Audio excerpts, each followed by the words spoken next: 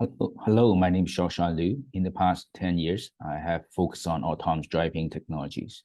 And more recently, I focused on applying autonomous driving technology along with AI technologies to empower affordable universal healthcare access. And here is today's talk. It's titled Empowering Affordable Universal Healthcare Access Through Autonomous Mobile Clinics. In this talk, I will introduce our latest work on autonomous mobile clinics, as well as the technology to enable autonomous mobile clinics and the AI health technology to enable AI-based diagnostic and disease screening, which is part of the autonomous mobile clinic initiative. So first, I would like to thank the collaborators on this project, including colleagues from the United Nations, colleagues from McGill University, Harvard T.H. Chan School of Public Health, as well as Johns Hopkins Bloomberg School of Public Health. So overview of today's talk, we'll introduce three concepts. The first one is what is a autonomous mobile clinics and how it can be utilized to help improve the healthcare access situation. The second one, we focus on the domain controller for health. How do we enable healthcare scenarios in a car? At the end, we will discuss our initiative on AI Doctor, the AI COM project, or AI Clinics on Mobile project, which is key to enable many affordable disease screening situations for people in the least developed countries. So I believe these articles published at the bulletin of the World Health Organization captures the essence of autonomous mobile clinic. They are actually self-driving vehicles equipped with medical diagnostic equipment, telemedicine capability, and artificial intelligence software that can perform some of the tasks of health professionals, such as disease screening, basic diagnostics. Such clinics have the potential to revolutionize the healthcare delivery by bringing healthcare services to hard-to-reach populations. So that's the essence of it. Basically, it's an autonomous vehicle equipped with the healthcare delivery capability. So we have drafted a development roadmap for the autonomous mobile clinic initiative, and we are in collaboration with United Nations and a few leading research institutes to make this into a reality. The status quo of today's healthcare system is distributed, unbalanced, hard to access. Such a healthcare network, it may not meet the needs of current population, especially for those who are in the least developed regions of the world. Stage one, we want to create a opportunity for equal access healthcare for all, such that we can reduce the impatience of hospitals. That can be delivered or achieved through a platform such as autonomous mobile clinics. With autonomous mobile clinics, then we can, in step two, develop AI-based medical services to minimize healthcare costs. Once cost has been reduced, then we can expand the effort to more healthcare verticals. So for stage two, pretty much we should start with disease screening and primary care, or the triage operations. But once that's done, then AI doctors can be expanded into many different areas to treat vertical diseases. So that's our roadmap for the project. So regarding the technical details, each AMC consists of multiple technologies, such as autonomous driving, or obviously telemedicine to connect you to the remote doctor, medical equipment integration. It's worth noting that a lot of medical equipments today are using many different standards. It's very hard to make sure that they can interoperate with each other. And at the end, it's good to have, it's imperative to have a electronic health records collected from the car so that we can train AI doctors. What's not mentioned here is AI doctor is a essential technology in the AMC platform. But when we talk about fundamental capabilities, these are the 4 areas of fundamental capability for AMC. And once we have AMC, we can make it into a modular clinic such that it can be used to treat different diseases depending on the configuration of equipment and configuration of AI doctors. For example, we can use it to treat internal medicine or cardiovascular medicine, many others, depending on the configuration of the equipment on board. But the car business is a 100-year-old business. To integrate something new into a car is no easy path.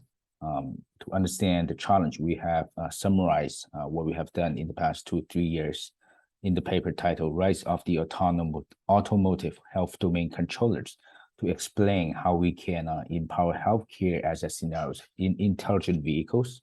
So welcome to check out the paper. But in its essence, in a car business, you have many different domains. For example, autonomous driving has its own autonomous driving domain to control the chassis of the car to make sure that the maneuvers can be carried out. For cockpit entertainment experience, you usually have a cockpit domain to provide the computing needed to support those kind of applications. Then what's missing today from the car business, automotive business, the health domain, such that which consists of a I/O interface to connect to different medical equipments, and then AI health engine to make decisions. Also a telemedicine capability such that the patient and the doctors remotely can communicate smoothly. And of course, you need encryption capability to make sure that the data are safe, are private as well.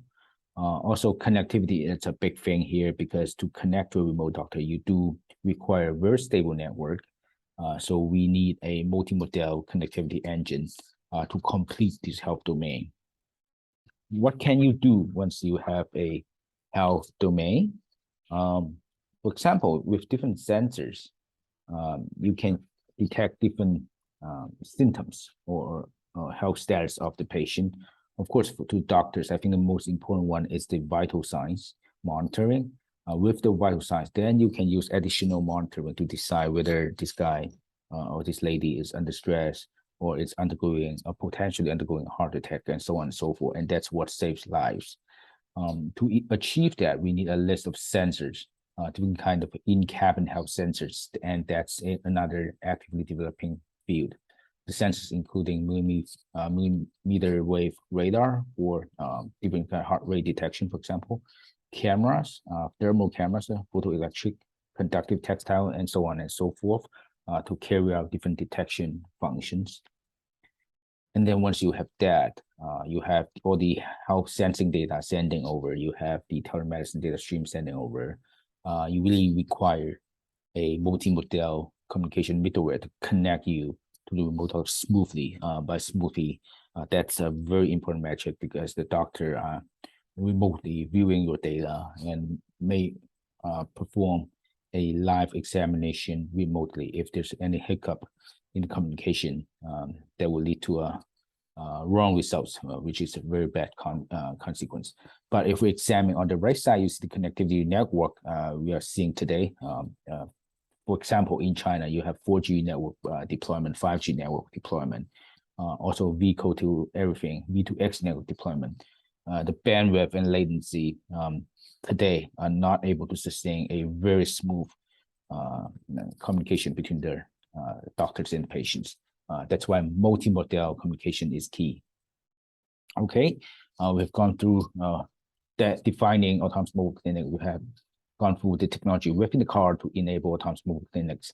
Now we go into the third topic, which is very important topic. It's AI clinics on mobile, or the AI doctors, which I believe are the applications of autonomous mobile clinics or any mobile-based healthcare platform. And that's the most important part. We have deeply collaborated with McGill University to develop an open source platform called ICOM. The ICOM project basically means AI clinics on mobile, is to provide accessible medical AI for people in the least developed countries. That's the goal of the project. So whatever we develop for the ICOM project, we open source, we share to the world, we let other people try. And mainly the goal is to move very sophisticated AI models for healthcare to resource constrained platforms such as low-end mobile phones or whatever computer that's available within a autonomous mobile clinic. So the motivation behind these projects, while most of us enjoy very good health and services, 1 billion people in the world today still live in extreme poverty and has virtually no access to healthcare service. But a lot of people, even those people living in LDCs, they have a phone. Their phone might be low end, might be constrained in terms of compute power, but they have a phone. The goal of the project is to enable those phones to become their screening or health checking devices. And we target monkeypox for the reason that monkeypox is a pandemic or epidemic, if not yet a pandemic nowadays, with symptoms that are very similar to those seen in the past as smallpox and can be easily detected through a computer vision device such as your phone. And then based on that, we can recommend what kind of medicine and help you need to treat the disease. So we feel it's appropriate to start with a epidemic disease such as monkeypox to test the technology to make sure that the technology can really help people. So we have a website that we have developed. It's a 3-stage process. It's a mobile-friendly website, so using any browser on the phone, you can upload a picture and screen it to check what are the chances that someone is infected by monkeypox. Also, next step, we're gonna move the whole website onto a self-contained mobile app, such that even though people in LDCs don't have internet access, they can still access to the technology. We will distribute the app through Android App Store, through open sourcing and so on and so forth. But basically, by training a deep learning model for monkeypox detection, we have achieved the state-of-the-art results. We have enlarged the available data set, and those will be opened up to the world. So we have introduced our latest work. I think it's a noble work that we try to use technology to serve a very high purpose, which is to help people get access to healthcare. The overall initiative, it's called Autonomous Mobile Clinics, meaning we use autonomous vehicles to bring health services to you. Then to enable autonomous mobile clinic, first we have discussed about developing a in-car compute platform or EE architecture called health domain in order to enable healthcare services in car. Also, we have discussed the application on top of it, which is a AI-based healthcare platform to help people to do self-screening, disease detection, and even recommendation. And we will open up those projects to the world as a open source project.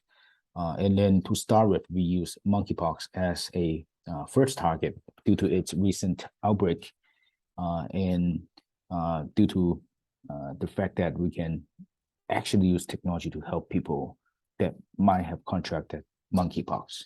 But regarding future work, we are just initiating the project. There are a lot of ways going forward, a lot of work to do. First of all, it's in a lot of the LDC countries, the least developed countries, internet access, it's virtually non-existent. But we also want to provide services over there. One of the key projects we are conducting right now is to study whether satellite internet, with the widespread deployment of satellite internet, whether that can help healthcare access in the least developed countries. For that, because people might have phones over there, but they might not have connectivity. If you just throw in an AI doctor onto the phone, I'm not sure how much you can help those people. Eventually, the doctors are there to treat the diseases. Therefore, it's imperative to have a internet access. The second one, it's a lot of these new projects are popping up as a innovation. But what are the clinical standardization process to make sure that these will work smoothly and are ready to deploy? I think that's the collaboration between us and Harvard School of Public Health, as well as Johns Hopkins School of Public Health. We try to standardize the whole process. Then we're gonna expand the medical AI on mobile platform to enable more applications on resource-constrained devices. And that's it. That's the end of my talk. And thank you so much.